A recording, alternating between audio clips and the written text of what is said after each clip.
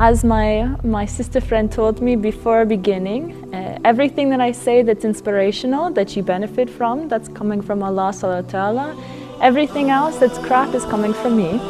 So forgive me. I took my Shahada officially on my wedding day, and I remember the experience. I had been introduced to Islam for many years, and it was such an emotional experience. It was, subhanallah, I was surrounded by family, I was surrounded by friends. I just really connected. And then reality set in. And I realized to grow closer to Allah subhanahu wa ta'ala, I needed to address my former sense of self. I really needed to address my former life. Because you see, I'm a former prostitute. Since I was 11 years old, I've been struggling with eating disorders. I've been struggling with depression. I've been struggling with the concept of love. And today I stand in front of you as a survivor, almost.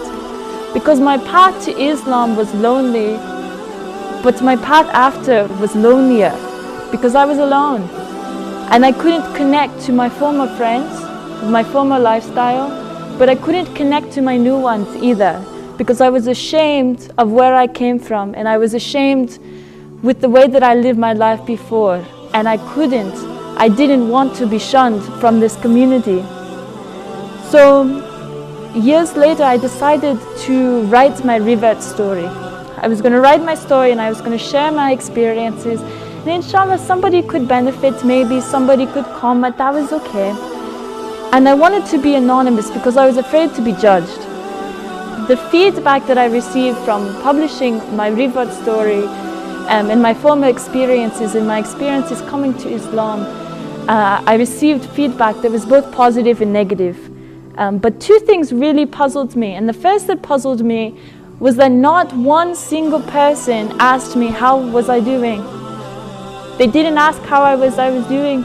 They didn't ask if I was still struggling, if I was still having these feelings of guilt.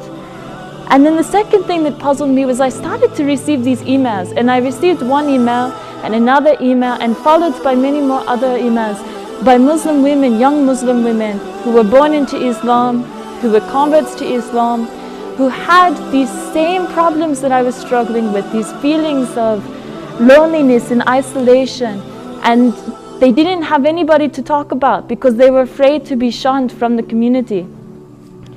What I decided to do, I started to research more into the concept of Islamic psychiatry, and I started to research into the concept of Nasfayat. And Nasfayat provides this understanding of human beings because it looks at that we are made up of our nafs, which is our self, and our ruh, which is our soul. So the ruh, which is our soul, that's our existence.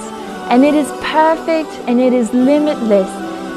And the nafs, contrastingly, these seven of them, they reflect our reality, and they're imperfect and they're fluid.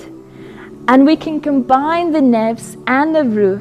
And when we combine them, when we analyze them, there's room for purity and there's room for growth. So the first one is the commanding self. And this one is childish. It's childish and it's egotistical. It lacks introspection, and it's me, me, me, me, me. The next one is the blaming self.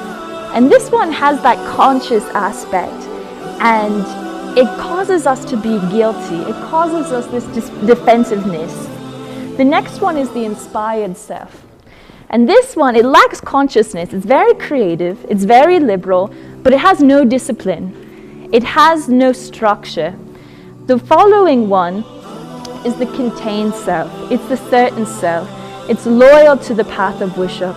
And it remembers Allah subhanahu wa ta'ala. The following one is the content self, and it's content in difficulty or in ease. It sees Allah subhanahu wa ta'ala in every circumstance and accepts His presence. The next one is the self that is pleased with everything, and contentment guides their actions. They're harmonious with their environment, as you can see. And the last one, the one of course that we strive to be, is the complete self. And what is the complete self but the level of the Prophet sallallahu alaihi wasallam? living with divine love, living with purpose. So, to become this healed person, to become a complete person, we have to look at our 7 dynamics of self, and we have to look at our roof. And one way to do that is by writing, because writing causes us to pause our actions. It causes us to think and to reflect and to describe our transformation. And only through reflection can we engage in healing. What me and a couple other women have decided to do was to create this space called Muslim Nesfayet, which is an online community that provides a supportive and non-judgmental community. And we call it the whole person approach to healing, because that's really what it is you're looking at the whole person approach. And you're wondering, why do we act the way that we do? What causes us to act the way that we do? And how do we want to be like? It's anonymous and it's safe, and women write their goals, their inspirations, their problems, their past, their journeys, all of that. And we found that this really provides others with motivation and advice, and it causes them to not feel so alone and to not feel so alienated.